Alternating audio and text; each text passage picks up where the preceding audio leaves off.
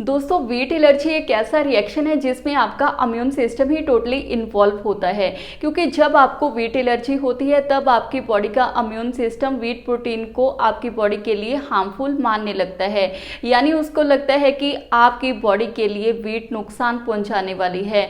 और जैसे कि इन्फेक्शन के केसेस में आपकी बॉडी का इम्यून सिस्टम उस इन्फेक्शन के अगेंस्ट फाइट करने लगता है, सिमिलरली वीट प्रोटीन के अगेंस्ट आपकी बॉडी की इम्यूनिटी फाइट करना शुरू कर देती है। और इस केस में आपको वीट एलर्जी के सिम्टम्स यानी लक्षण आने शुरू होते हैं। और दोस्तों अगर आपको लगता है कि आप वीट एलर्जी के साथ सफ़र कर रहे हो तो आपको इमीडिएटली डॉक्टर को कंसल्ट करने की ज़रूरत है। और एक एलर्जिस्ट ही ऐसा बता सकता है कि आपको एलर्जी है भी है या नहीं है, अगर है तो किस फूड से है, और अगर वीट एलर्जी है तो कौन से फूड्स को आपको अवॉइड करना चाहिए। और दोस्तों अगर आपको वीट एलर्जी के कुछ लक्षण भी आ रहे हैं, कुछ खाना खाने के बाद आपका पेट दर्द हो रहा है, आपको उल्टी आ रही है, राइट, आपकी हार्ट बीट फास्ट हो रही है, आपका बीपी लो हो रहा है, तो ऐसी कुछ कंडीशंस हैं जिसमें से आप ये जान लेते हो कि आपको शायद वीट एलर्जी हो सकती है। बट साथ के साथ आपको हार्ट डिजीज़ भी है, थायराइड डिजीज़ भी है, डायबिटीज़ भी है, हाई बीपी भी है, लीवर डिजीज़ भी है, किडनी डिजीज़ भी है। इन सब कंडीशंस के साथ आप वीट एलर्जी को इकल्ले में कंट्रोल करने की सोचना भी मत, क्योंकि ये आपके लिए सीरियस हो सकती है। वीट एलर्जी ऐसा सीरियस नहीं है, हम ऐसा चीज़ कोई सीरियस इशू नहीं मान सकते, क्योंकि ये होता है कि अगर आपको वीट एलर्जी है आपने सिर्फ वो खाना नहीं खाना है जिसमें वीट प्रोटीन यानी ग्लूटेन पाया जाता है। और अगर आपको किसी और बीमारी के साथ वीट एलर्जी आ रही है, कई लोग ऐसे होते हैं घर में खुद कंट्रोल करते हैं, ऐसा कभी मत करना, क्योंकि डॉक्टर यहाँ पर सिर्फ दो चीज़ें करेगा। एक तो होगा कि आपको वीट एलर्जी है भी है या नहीं है, और दूसरी चीज़ ये होगी कि अगर आपको वीट एलर्जी है तो उसका आपके स्मॉल इंटेस्टाइन यानी आंतों पर अभी तक कितना इफेक्ट हो चुका है, ये सब डिटेक्ट होगा। और बाकी दोस्तों देखा जाए तो ग्लोबली बात की जाए तो पूरे वर्ल्ड में लगभग हर 100% में से कोई एक बंदा होता है जिसको वीट एलर्जी होती है, यानी बहुत कॉमन है। और बहुत सारे लोग ऐसे भी हैं जिन लोगों को वीट एलर्जी रहती भी है, बट फिर भी वो अपने एंड उम्र तक भी ये नहीं जान पाते कि उनको वीट एलर्जी है। और बहुत सारे लोग दो टर्म्स में हमेशा कंफ्यूज होते हैं, वो सोचते हैं कि शायद वीट एलर्जी ही सीलिएक डिसीज है। थोड़ा बहुत डिफरेंस है दोस्तों। वीट एलर्जी में क्या होता है कि जो हमारी बॉडी की इम्यूनिटी है, राइट, वो एंटीबॉडीज को प्रोड्यूस करना शुरू कर देती है वीट प्रोटीन के अगेंस्ट। और सीलिएक डिजीज में क्या होता है कि जो हमारी स्मॉल इंटेस्टाइन है उसका वीट प्रोटीन जब वो उसको हार्मफुल मानती है ना, उसके साइड इफेक्ट उसके ऊपर होते हैं, तो इंटेस्टाइन की वॉल डैमेज होना शुरू हो जाती है, जो हमारी आंतों की वॉल्स होती हैं, राइट। बट उसको रिपेयर करने के लिए भी डॉक्टर को कंसल्ट करना बहुत ज़रूरी है। और दोस्तों सिर्फ एक ही तरीका है वीट एलर्जी के सिम्टम्स को मैनेज करने का कि आप ग्लूटेन फ्री डाइट लेनी शुरू कर दीजिए। और अभी जो वीट प्रोडक्ट है उसको अपनी डाइट में आपको हटाना पड़ेगा। और दूसरी चीज़, जो वीट एलर्जी के सिम्टम्स होते हैं दोस्तों माइल्ड से सीवियर तक हो सकते हैं।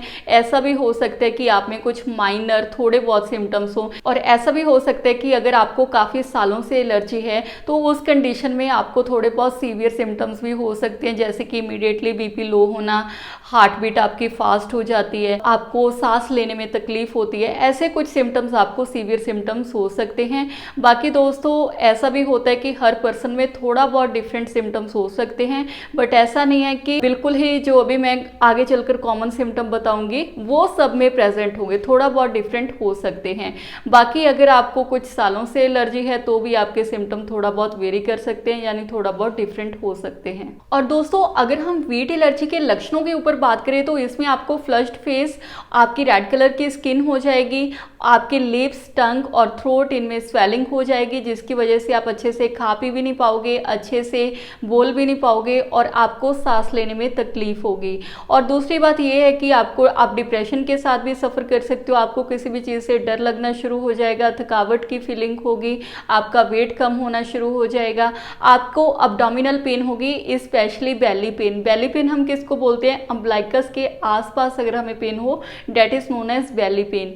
और इसके बिना आपको एकदम बीपी लो हो सकता है, हाई हार्ट बीट हो सकती है, फास्ट हार्ट बीट हो सकती है आपकी। तो ये सब कुछ लक्षण देखने को मिल सकते हैं अगर आपको वीट एलर्जी है। अगर ऐसे कुछ सिम्टम्स हैं तो आप बिल्कुल भी इग्नोर मत करिए। और बहुत सारे दोस्तों ऐसे भी लोग होते हैं जिनको पूरी लाइफ कुछ ऐसे सिम्टम्स वीट एलर्जी के नहीं मिलते हैं, यानी उनको पता नहीं चलते, पूरी जिंदगी उनकी ऐसी निकल जाती है है, वीट एलर्जी का कोई सिम्टम नहीं आता। उन केसेस में वीट एलर्जी आगे सीलियक डिजीज तक पहुंच जाती है, यानी उनके स्मॉल इंटेस्टाइन का कोई ना कोई पार्ट डैमेज होना शुरू हो जाता है। बाकी दोस्तों अडल्ट्स में वीट एलर्जी को क्योर नहीं किया जा सकता। अडल्ट्स की एज बताऊँ तो 20 से 21 साल तक की होती है।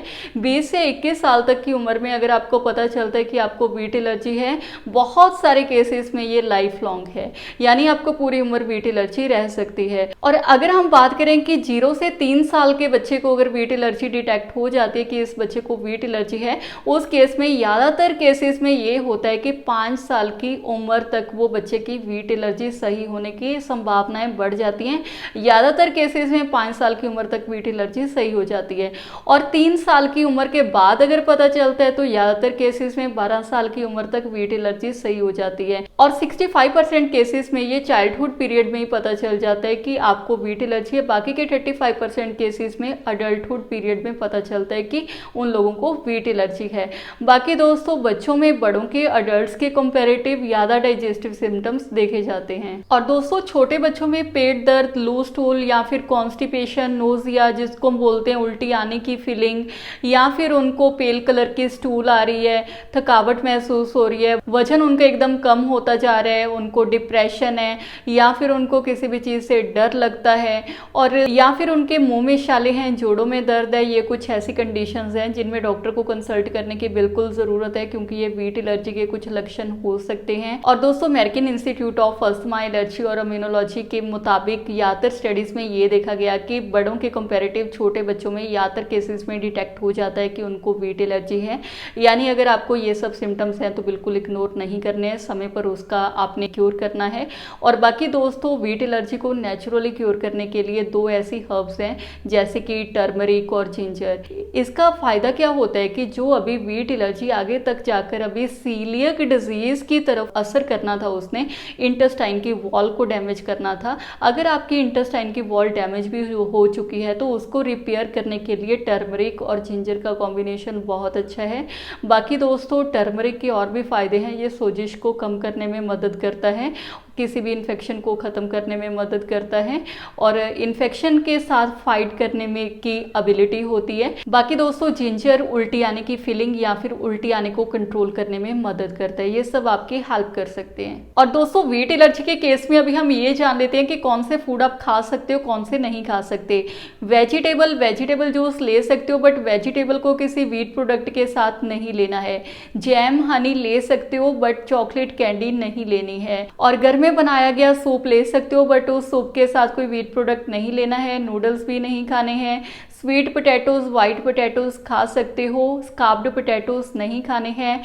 मिल्क, बटर मिल्क, चीज़, योगर्ट ये सब ले सकते हो, बट इसके बिना आपने मिल्क में कोई ऐसा पाउडर मिक्स नहीं करना जो वीट प्रोडक्ट के साथ संबंधित हो। ड्राई फ्रूट्स, फ्रेश फ्रूट्स ये सब खा सकते हो, बट स्ट्रेन्ड फूड्स नहीं खाने हैं। एग खा सकते हो क्योंकि एग किसी भी वीट प्रोडक्ट के साथ संबंधित नहीं होता। और दोस्तों कस्टर्ड ले सकते हो, केक्स, पेस्ट्रीज, आइसक्रीम नहीं लेनी है। ओट्स ले सकते हो, जिस बिस्किट्स में वीट प्रोडक्ट है वो नहीं लेने हैं।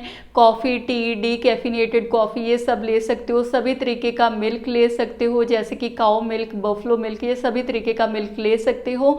और अगर आप इसी डाइटरी पैटर्न को फॉलो नहीं करते तो लगभग सर्विस के अकॉर्डिंग हर 3 मिनट बाद वीट एलर्जी के पेशेंट्स इमरजेंसी रूम में पूरे वर्ल्ड में एडमिट होते हैं, और 2 लाख लोगों की विजिट हर साल वीट एलर्जी की वजह से होती है। और सबसे ज़रूरी बात, अगर आप वीट एलर्जी को सीरियस नहीं लेते तो ये कंडीशन भी आपके लिए जानलेवा हो सकती है, क्योंकि इसके साथ दोस्तों कुछ कंडीशंस, कुछ सिम्टम्स को आपने ध्यान में रखना है।